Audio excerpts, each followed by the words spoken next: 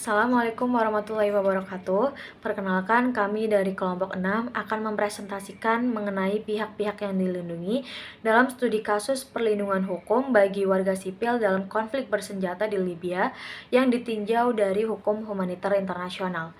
Sebelum kita ke pembahasan materi, izinkan saya untuk memperkenalkan anggota tim saya. Yang pertama ada Muhammad Destin Al-Fajrin, kemudian ada David Hermawan Putra, dan ada saya sendiri, Zulfa Devi Komaidah, kemudian ada Eli Bidayatun Nafifah, dan ada Pangestika Prastiwi, kemudian yang terakhir ada Krisan Fangki Puyongi. Saya akan menjelaskan mengenai materi Konvensi Jenewa tahun 1949. Jadi, Konvensi Jenewa itu merupakan bagian dari hukum internasional yang juga dikenal sebagai hukum kemanusiaan dalam konflik bersenjata.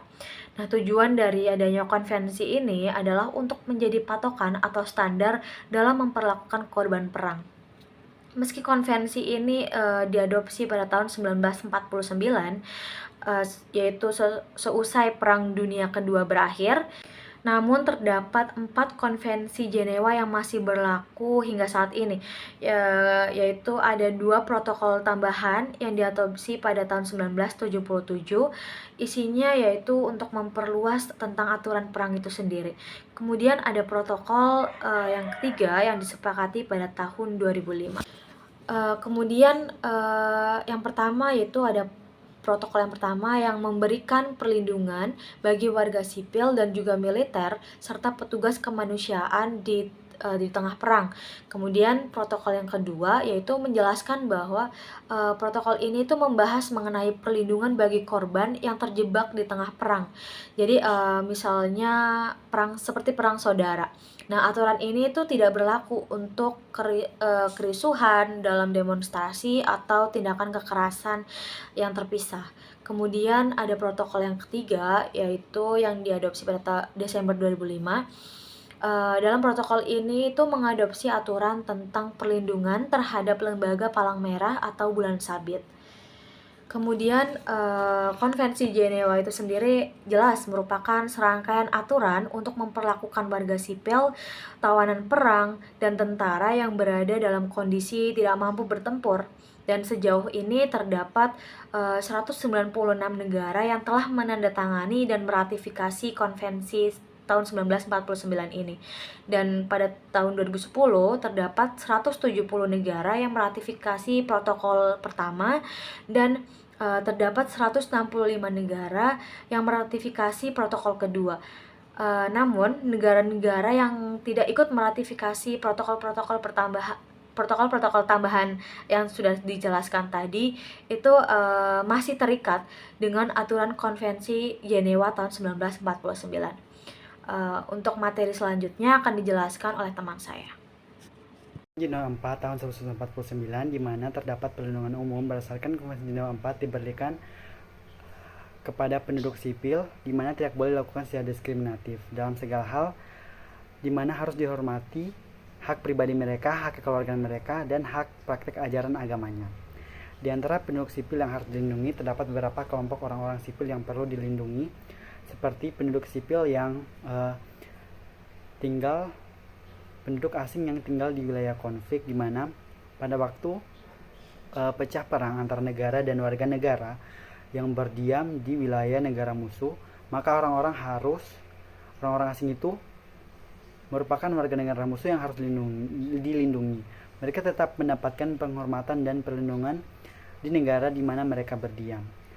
Yang kedua, orang-orang sipil di wilayah ini harus dihormati hak-hak asasinya. Misalnya mereka tidak boleh dipaksa untuk bekerja untuk penguasa pendudukan, tidak boleh dipaksa untuk melakukan kegiatan-kegiatan militer, yang dimana penguasa penduduk bertanggung jawab untuk memelihara dinas-dinas kesehatan dan rumah sakit, serta sekolah-sekolah dan bangunan-bangunan lainnya. Perhimpunan Palang Merah dan Bulan Sabit Nasional harus tetap diperbolehkan untuk melakukan tugas dan tanggung jawabnya. Ketiga, orang-orang sipil yang dapat diinternir itu seperti yang pertama itu penduduk sipil musuh dalam wilayah pihak yang bersengketa yang perlu diawasi dengan ketat demi kepentingan keamanan. Penduduk sipil musuh dalam wilayah pihak bersengketa yang dengan sukarela menghendaki untuk diinternir atau karena keadaannya ia menyebabkan untuk diinternir. Penduduk sipil yang telah melakukan pelanggaran hukum yang secara khusus bertujuan untuk merugikan penguasa pendudukan di negara yang sedang berkonflik. Yang dapat dilindungi dalam Konvensi Jenewa keempat ini perlindungan khusus di mana umumnya mereka adalah orang-orang sipil yang bertanggung jawab dalam satu organisasi sosial yang melaksanakan tugas-tugasnya yang bersifat sosial untuk membantu penduduk sipil yang lain pada waktu saat sengketa bersenjata itu terjadi. Mereka adalah penduduk sipil yang menjadi anggota Perhimpunan Palang Merah Nasional dan anggota penolong yang sukarela lainnya, termasuk anggota pertahanan sipil. Secara mudah dapat kita pahami bahwa orang-orang yang dilindungi dalam Konvensi Jenewa menurut pasal 4 ini adalah penduduk sipil negara dalam pertikaian yang telah jatuh ke dalam kekuasaan musuh. Apabila dilihat dari sudut pihak yang menguasai mereka, orang-orang yang dilindungi dalam Konvensi Jenewa keempat ini adalah penduduk sipil musuh yang ada dalam wilayah yang bersengketa. Assalamualaikum warahmatullahi wabarakatuh. Perkenalkan, saya Pangestika Prastwi Mandasari dengan NPM 5211611085. Di sini saya akan mempresentasikan secara ringkas mengenai konflik bersenjata non-internasional yang terjadi di Libya. Jadi, perang sipil atau perang Libya ini sendiri merupakan perang atau konflik bersenjata yang terjadi pada tahun 2011, di mana perang ini terjadi antara pemerintah Libya sendiri yang dipimpin oleh Muammar al-Gaddafi melawan pasukan pemberontak NTC atau National Transitional Council, atau dalam bahasa Indonesia dapat disebut sebagai Dewan Transisi Nasional.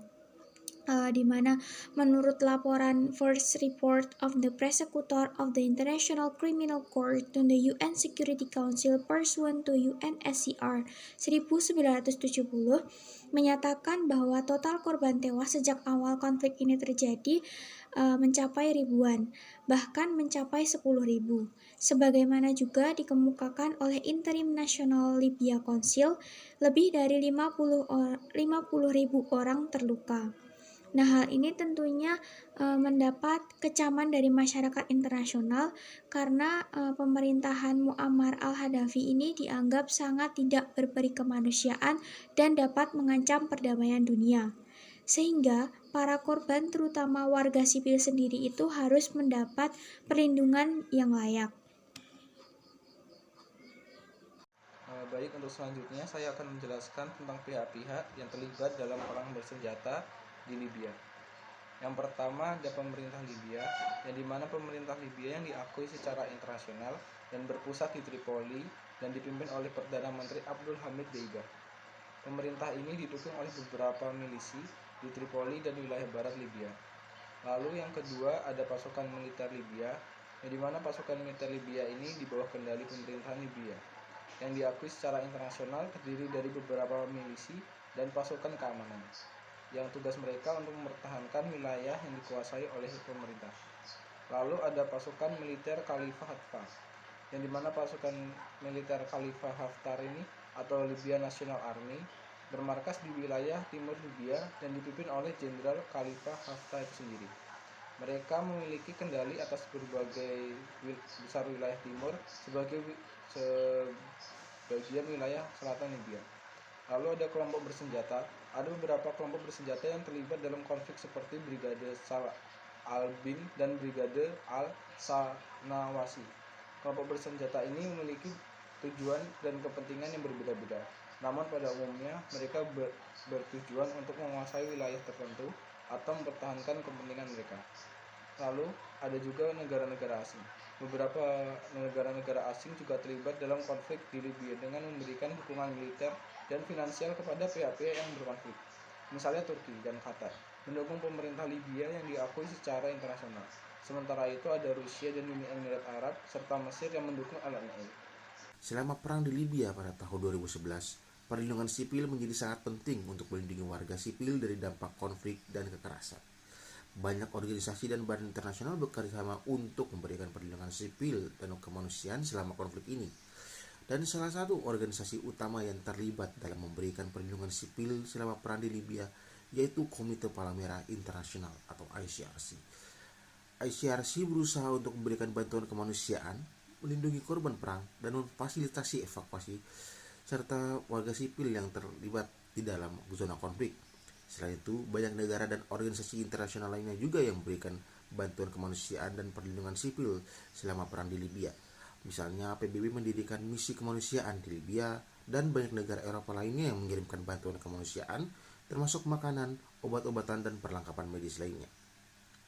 Namun meskipun upaya perlindungan sipil yang dilakukan selama perang di Libya, banyak warga sipil tetap menjadi korban konflik dan kekerasan. Perlindungan sipil selama konflik senantiasa menjadi tantangan besar dan dibutuhkan upaya yang berkelanjutan untuk melindungi warga sipil selama situasi konflik.